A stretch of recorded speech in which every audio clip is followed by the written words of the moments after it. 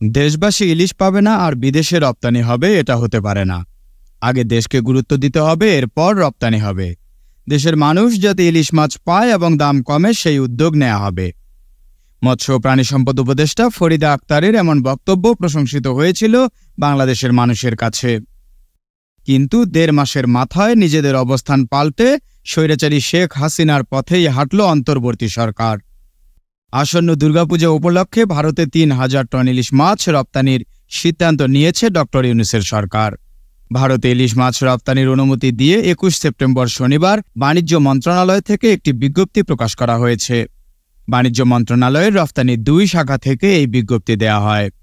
শেখ হাসিনা সরকারের ক্ষমতাচ্যুতির পর অন্তর্বর্তী সরকার ক্ষমতা নেয়ার পর ভারতের সঙ্গে সম্পর্ক উত্তেজনার মধ্যে ভারতে ইলিশ রপ্তানি বন্ধের ঘোষণা দিয়েছিলেন মৎস্য ও প্রাণী সম্পদ বিষয়ক উপদেষ্টা ফরিদা আক্তার।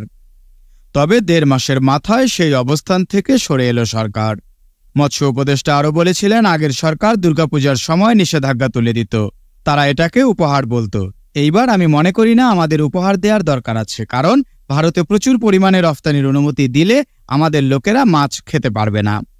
ভারতে ইলিশ পাঠানোর বিষয়টি নিয়ে সমালোচনার ঝড় বইছে সামাজিক যোগাযোগ মাধ্যম ফেসবুকে। গত বছর ১৩০০ মেট্রিক টন ইলিশ ভারতে পাঠিয়েছিল শেখ হাসিনা সরকার।